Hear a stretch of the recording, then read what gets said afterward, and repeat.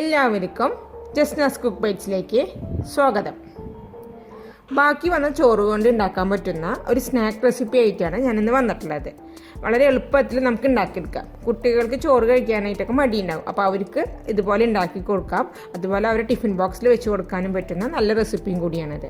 അപ്പോൾ നിങ്ങളെല്ലാവരും ഈ ഒരു വീഡിയോ ഒന്ന് കാണുക, എന്നിട്ട് ഇതുപോലെ ഒന്ന് ട്രൈ ചെയ്തിട്ട് നോക്കുക.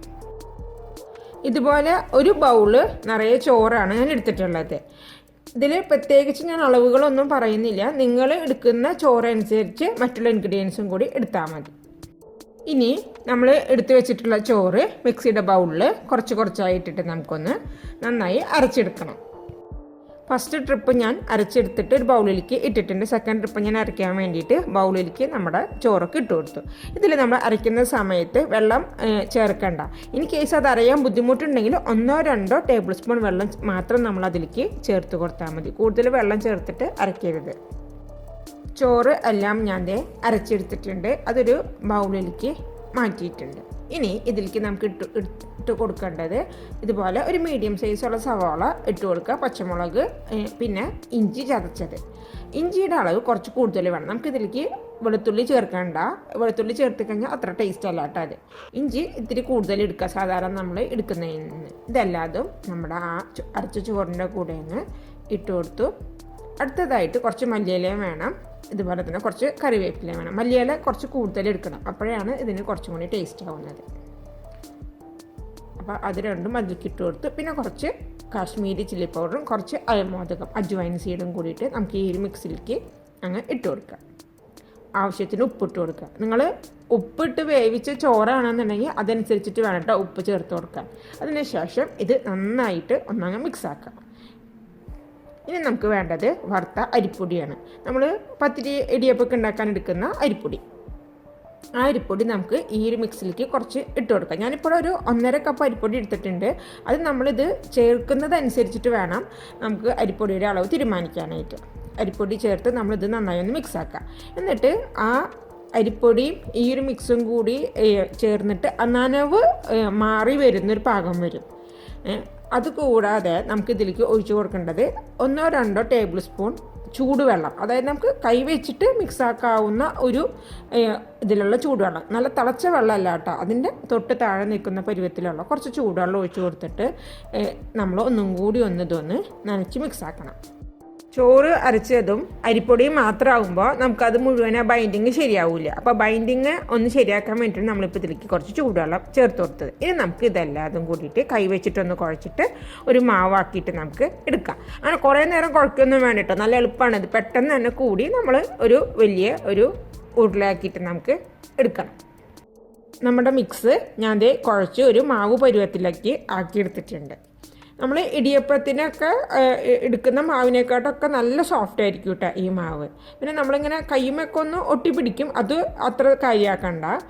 ഇനി നമ്മൾ ഇതുപോലെ കുറച്ച് വെള്ളം എടുത്ത് വെക്കുക. അതിലൊന്ന് കൈയൊന്ന് നനച്ചതിന് ശേഷം ഇതിന് ഇത്തിരി നമ്മൾ എടുത്തിട്ട് നമ്മുടെ കൈയിൻ്റെ അടിയിലിട്ടിട്ട് ഇതുപോലെ ഒന്ന് നീളത്തിൽ ഉരുട്ടിയെടുക്കുക. നിങ്ങൾക്ക് ഇഷ്ടമുള്ള ഷേപ്പിൽ ഉരുട്ടിയെടുക്കാം കേട്ടോ. ഞാനിപ്പോൾ ഈ ഒരു ഷേപ്പിൽ ഉരുട്ടിയെടുക്കുന്നു എന്നുള്ളൂ. നിങ്ങൾക്ക് കുഞ്ഞു ബോൾസ് ആക്കിയിട്ട് ഉരുട്ടുകയാണെങ്കിൽ ഉരുട്ടിയെടുക്കാം. അതല്ല വേറെ ഏതെങ്കിലും ഷേപ്പിലേക്ക് നിങ്ങൾക്ക് എടുക്കണമെന്നുണ്ടെങ്കിൽ അങ്ങനെ വേണമെങ്കിലും എടുക്കാം. എനിക്കിത് കുറച്ചും കൂടി നല്ല സുഖമല്ലേ നമുക്കിത് ചെയ്തെടുക്കാനായിട്ട്. അപ്പോൾ ഇതുപോലെ ഈ ഷേപ്പിലേക്ക് ഞാൻ എല്ലാ മാവുകളും ഒന്ന് ഉരുട്ടി എടുത്ത് വെക്കുകയാണ്. എല്ലാതും ഷേപ്പ് ചെയ്തിട്ട് എടുത്തിട്ടുണ്ട്. ഇനി നമുക്കിതിനെ ഒന്ന് ഫ്രൈ ചെയ്തിട്ട് എടുക്കാം. നന്നായി ചൂടായി കിടക്കുന്ന എണ്ണയിലേക്ക് നമുക്കിത് ഓരോന്നായിട്ട് ഇട്ടിട്ട് വറുത്തെടുക്കാം. നമ്മൾ ഇട്ട് കൊടുക്കുന്ന സമയത്ത് എണ്ണ നന്നായിട്ട് ചൂടായിട്ടുണ്ടാവണം. ഇതെല്ലാം ഇട്ട് കൊടുത്ത് കഴിഞ്ഞാൽ നമുക്ക് മീഡിയം ഫ്ലെയിമിലേക്ക് മാറ്റിയിട്ട് വേണം ഇത് വറുത്തെടുക്കാനായിട്ട്. പിന്നെ ഇതുപോലെ ഡീപ് ഫ്രൈ ചെയ്തെടുക്കണം കേട്ടോ. അതായത് നമുക്ക് ഷാലോ ഫ്രൈ ചെയ്തെടുക്കാനായിട്ട് പറ്റില്ല. അതിൻ്റെ ഇട്ട് കൊടുത്തതിന് ശേഷം ആ ഒരു പരുവൊക്കെ ഒന്ന് മാറി അതൊന്ന് മൊരിഞ്ഞ് തുടങ്ങാറാകുമ്പോൾ ഇതുപോലെ ഒന്ന് ജസ്റ്റ് ഒന്ന് അങ്ങോട്ടും ഇങ്ങോട്ടൊക്കെ ഒന്ന് അഡ്ജസ്റ്റ് ചെയ്തിട്ട് കൊടുക്കുക. അതിൻ്റെ പുറം ഭാഗമൊക്കെ നന്നായിട്ട് ക്രിസ്പായിട്ട് വരും. അതുവരെ നമ്മളൊന്ന് മീഡിയം ഫ്ലെയിമിലിട്ടിട്ട് നമ്മൾ വറുത്തെടുക്കണം. ആ പുറം ഭാഗമൊക്കെ ക്രിസ്പായി വന്നു കഴിഞ്ഞാൽ നമുക്കത് വറുത്ത് വരാം.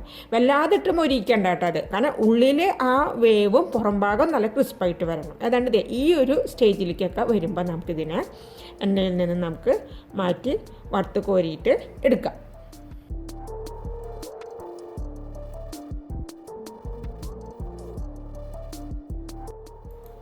2-3 ട്രിപ്പായിട്ട് ഞാൻ ഷേപ്പ് ചെയ്ത് വെച്ചത് എല്ലാം ഇതുപോലെ പൊരിച്ചെടുത്തിട്ടുണ്ട്.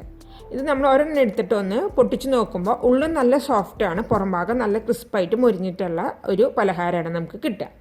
ഇത് ഇങ്ങനെ ചായയുടെ കൂടെ കഴിക്കാനായിട്ടും ബെസ്റ്റാണ്.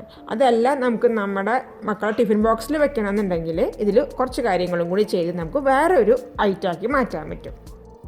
ഒരു പാൻ വെച്ച് കൊടുത്ത് അത് ചൂടായി വന്ന് കഴിഞ്ഞ് കഴിഞ്ഞാൽ നമുക്കതിലേക്ക് നേരത്തെ പൊരിച്ചതിൽ നിന്ന് തന്നെ 2-3 ടേബിൾ സ്പൂൺ ഓയിൽ ഒഴിച്ച് കൊടുക്കുക.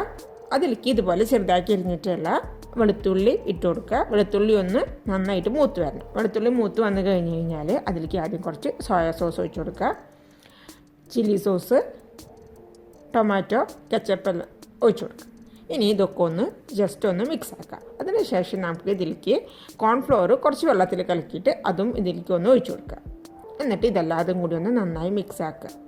ഈ മിക്സ് ആക്കിയിട്ടുള്ള ഈ ഒരു ഇതിലേക്ക് നമ്മൾ നേരത്തെ വറുത്ത് വെച്ചിട്ടുള്ള നമ്മുടെ റൈസിൻ്റെ ആ ഒരു ഇതുണ്ടല്ലോ അതിട്ട് കൊടുത്തൊന്ന് നന്നായിട്ട് മിക്സ് ആക്കുക. ഇത്രയേ ഉള്ളൂ.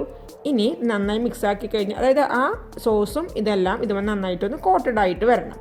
അത് തണുത്ത് കഴിഞ്ഞ് കഴിഞ്ഞാൽ ഈ സോസൊക്കെ ഇതുമ്പോൾ ഇങ്ങനെ പറ്റി പിടിച്ചിട്ടിരിക്കും. അപ്പോൾ ഇത് ഇൻഡിവിജ്വലി ഇങ്ങനെ നമുക്ക് ഫോർക്ക് വെച്ചിട്ട് ടിഫിൻ ബോക്സിൽ വെച്ച് കൊടുത്തിട്ടുണ്ടെങ്കിൽ ഫോർക്ക് വെച്ചിട്ട് കുട്ടികൾക്ക് കഴിക്കാനായിട്ടും നല്ലതാണ്. സോസൊക്കെ കോട്ടഡ് ആയതുകൊണ്ട് തന്നെ കുട്ടികൾക്ക് ഇഷ്ടപ്പെടുകയും ചെയ്യും.